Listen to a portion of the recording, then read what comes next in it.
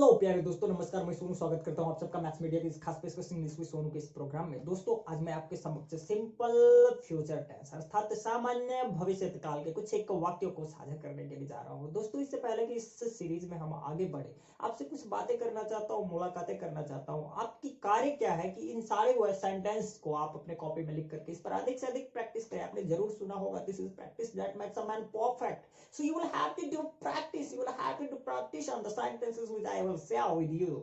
तभी जाकर के आप परफेक्ट हो सकते हैं, है ना। चलिए ठीक है, स्टार्ट करते हैं इस सेशन को। लेकिन उससे पहले थोड़ा सा सुन लीजिए महाशय कि आपने जरूर अनुभव किया होगा कि सर हमको तो अंग्रेजी समझों में आता है, लेकिन जब भी बोलने की बारी आती है क्यों जुबान लड़खड़ाता है। तो दोस्तों, ये सिर्फ आपके साथ नहीं होता है, बल्कि आपके साथ साथ जितने भी बच्चे हैं जो इस जर्नी से गुजर रहे हैं, अभी प्रारंभिक स्टेज में है, सबके साथ ही समस्या क्रिएट होती है। इवन मेरे साथ भी हो चुकी है ये सारी चीजें। तो परेशान होने की जरूरत नहीं है, बस आपका मेंटल एटीट्यूड क्या कहता है उस पर ध्यान देना है, उसको बरकरार करके रखना है, बना करके रखना है। यदि हिंदी में बोले प्रवृत्ति, तो आपका कुछ ऐसा होना चाहिए कि जब तक तोड़ेगा नहीं तब तक छोड़ेगा नहीं।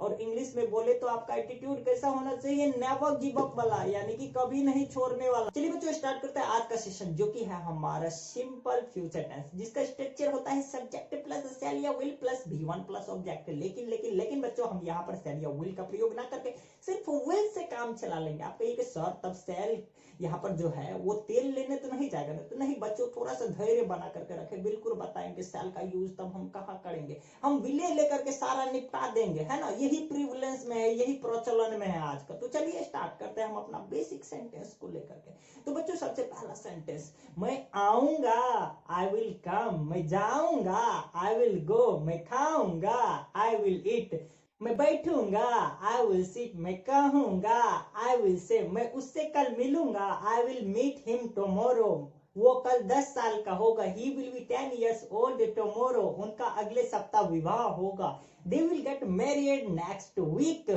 हम 9:15 बजे रुकेंगे, वी विल स्टॉप एट 9:15, वह निश्चित ही यहाँ आएगा, ही विल शॉर्टेनली कम हेयर, या फिर he will surely come here, या फिर he will definitely come here. But यहाँ पर सर्टेनली कुछ ज्यादा ही अच्छा लग रहा है, तो इसी को लेकर के आगे बढ़िए। ताकि चलिए कुछ एक और सेंटेंस लेते हैं इससे रिलेटेड, जैसे कि वह निश्चित ही इस दौड़ को जीत लेगा, है ना। तो कैसे बनाएगा, he will certainly win this race. तुम 1-2 दिन में ठीक हो जाओगे, you will get better in a couple of days. यहाँ पर बच्चा in a couple of days का मतलब 1-2 दिन में, हम जल्द ही निर्णय लेंगे, we will take a decision very soon, हम जरूर मैच जीतेंगे, we will surely win the match. हमें कुछ और रुपये चाहिए होगी, या फिर हमें कुछ और रुपए की जरूरत होगी, या फिर हमें कुछ और रुपए लगेगी, तो हम बनाएंगे we will need some more money. ये जूते 2 साल से अधिक चलेंगे, these shoes will last more than 2 years। कक्षा 6 बजे समाप्त होगी, the class will be over at 6 o'clock। बच्चों, इनके अलावा हम सिंपल फ्यूचर टेंस का प्रयोग करते हैं ऐसे जगह पर जहां पर हम अनुमान की बातें करते हैं। हमारे पास कुछ एक फर्म डिसीजन नहीं होता है कि हाँ ये चीज होगा ही। जैसे कि मैं एक अनुमान लगा रहा हूं कि वह अभी घर पर होगा, तो कैसे बनाऊंगा, ही will B at home now. इस ग्रीष्म ऋतु में बहुत गर्मी होगी, this summer will be very hot. ये सिर्फ मेरा अनुमान है, एक कल्पना है ना।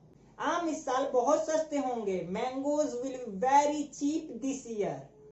बच्चों, इन सब के अलावा ये सिंपल फ्यूचर टेंस अर्थात सामान्य भविष्य काल अर्थात ठोक के ताल का प्रयोग और कहां करते हैं, तो ताल मचा के इसको जल्दी से सीख लेते हैं। तो बच्चों, यदि हमें ये चीज दिखाना होता है सेंटेंस में कि किसी की कोई आदत रह चुकी है पहले, तो ऐसे अर्थ में हम सामान्य भविष्य काल की यूज करते हैं। जैसे कि वह सिर्फ अपने पिता की ही सुनता है ना, उसकी आदत है, तो हम क्या कहेंगे, वह सिर्फ अपने पिता क्या ही सुनेगा। तब इस केस में हम कैसे बनाएंगे, he will only listen to his father, वो मेरा कभी नहीं सुनेगा, क्योंकि उसकी आदत ही नहीं है, वो मेरा कभी नहीं सुनेगा। He will never listen to me, वो मेरे सवाल का जवाब कभी नहीं देगा। He will never answer my question. दुर्घटनाएं तो होती ही हैं, एक्सीडेंट्स विल हैपन। अधिकतर साबुन समुद्र के पानी में झाग नहीं बनाते, मैक्सिमम सोप या फिर most soaps won't lather in the sea water. यहाँ पर लेदर का मतलब होता है झाग बनाना, साबुन वाला झाग। बच्चों रुकते हैं हम एक छोटा सा ब्रेक के लिए। ब्रेक के बाद डिस्कस करेंगे कि हम सेल का प्रयोग क्यों नहीं करेंगे, और करेंगे भी तो किस केस में करेंगे। यदि आप हमारे चैनल पे नए हैं और हमारे द्वारा प्रोवाइड की जाने वाली कंटेंट से संतुष्ट है तो चैनल को सब्सक्राइब जरूर करें। धन्यवाद। ब्रेक के बाद स्वागत है आपका फिर से यहाँ पर इस मैथ्स मीडिया की इस खास पेशकश इंग्लिश में शोरूम में। चलिए बच्चों, हम अपनी जर्नी को आगे लेकर चलते हैं। आपके मन में जो ये प्रश्न उभर रहा है कि सेल का प्रयोग सर हम क्यों नहीं करेंगे, और करेंगे भी तो कहाँ करेंगे, तो चलिए आपका आंसर दिए ही देते हैं। सबसे पहला प्रश्न कि सेल का प्रयोग हम क्यों नहीं करेंगे, तो बच्चों हम बताएंगे आपको कि सेल का प्रयोग कौन बोला आपको नहीं करने के लिए। हम बोले हैं नहीं, ऐसा ना बोले थे हमने भी, अगर आपको ध्यान होगा गौर से। बच्चों हम बता रहे क्या चीज कि आई और वी के साथ सेल का प्रयोग हमेशा से होता था और अभी भी होता है ना। लेकिन कौन करता है? जो ट्रेडिशन यानी कि समय के हिसाब से नहीं बदला है वो, लेकिन अभी प्रचलन में है कि आप कोई भी सब्जेक्ट रहेगा उसके साथ विल का प्रयोग कर सकते हैं। लेकिन बहुत से आदमी आपको ऐसे मिलेंगे जो कि आई और वी के साथ सेल का प्रयोग करते हैं। अब उसको छोड़ दीजिए, मानकर चलिए कि आप समय के हिसाब से बदलने वाले हैं, आप विल का प्रयोग कर रहे हैं, तो कहिएगा सर हर जगह विले का प्रयोग करेंगे, तब सेल का यूज कहां करेंगे। तो बच्चों मैं बताऊंगा आपको कि जब भी आपको कुछ प्रश्न करना होगा तो इस अर्थ में आप सेल का प्रयोग कीजिएगा कुछ इस प्रकार से, जैसे कि बहुत ठंड है, क्या मैं खिड़की बंद कर दूं? It's very cold, shall I shut the window? क्या हम आज बाहर खाना खाएं? Shall we eat out today? क्या अब हम निकले? Shall we leave now? अब हम क्या करें? What shall we do now? अब हम कहां जाए? Where shall we go now? हम कहां मिले? Where shall we meet? मैं आपको स्टेशन छोड़ दूं? Shall I drop you at the station? मैं इस बक्से को उठाने में आपकी कुछ मदद करूं? Shall I help you to lift this box? यह थैली मैं कहां रखूं? Where shall I put this bag महाशय? मैं कौन सा किताब खरीदूं? Which book shall I buy? मैं यह कैसे करूं? How shall I do this? बच्चों इन सब के अलावा आपको सेल का एक बहुत ही झक्कास झक्कास मतलब फैंटास्टिक रूल बताएंगे। क्या चीज की सेल का प्रयोग बेटा आप कहीं पर भी कर सकते हो, सब्जेक्ट हमारा कोई भी हो, डजेंट मैटर, आप हर एक सब्जेक्ट के साथ सेल का प्रयोग कर सकते हो। तो बड़ा इंटरेस्टिंग रूल है, इसे सीख करके ही जाए। लास्ट रूल है आपका, वो क्या है बेटा कि सेल का प्रयोग आप हर जगह कैसे कर सकते हो। तो इस अर्थ में जब हमारा हिंदी वाक्य से ऐसा अर्थ प्रतीत होता है कि कोई चीज अवश्य ही होना चाहिए, तो उस अर्थ में हम करते हैं। जैसे कि तुम्हें तुम्हारा हक मिलना ही चाहिए, या फिर हम कहे तुम्हें तुम्हारा हक मिलेगा, you shall get your right. कोई दिक्कत तो नहीं समझने में इसे? इसी तरीके से उसे वहां जाने की अनुमति मिलनी ही चाहिए। She shall get permitted to go there. यहाँ पर सी के साथ हमने शैल का प्रयोग किया है, विल का प्रयोग ना करके। चिंता मत कीजिए, मैं आपको लेने के लिए स्टेशन पर रहूंगा।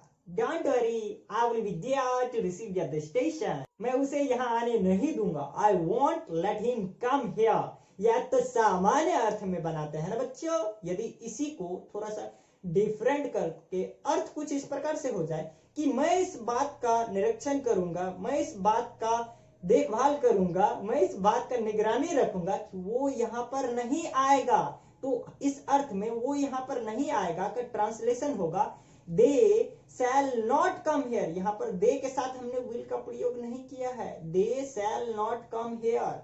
बच्चों इसी तरह के इंटरेस्टिंग वीडियोज के साथ मैं आपसे मिलता रहूंगा। अगर आप चाहते हैं कि आपकी कुछ ख्वाहिशें पूरी की जाए, कुछ एक चीजें जहां पर आपकी बहुत ज्यादा कमजोरी है, तो आप जरूर अपना राय यानी कि ओपिनियन यानी कि विचार कमेंट बॉक्स में जरूर छोड़ दें। चलिए बच्चों, मिलते हैं हम आपसे आपके अगले वीडियो लेक्चर में। तब तक के लिए धन्यवाद, नमस्कार, शुभ रात्रि। देख रहे हैं ना पीछे परछाई, ये क्या दर्शाता है कि अभी रात का समय है। What does it show? It just shows what it is night now. Thank you.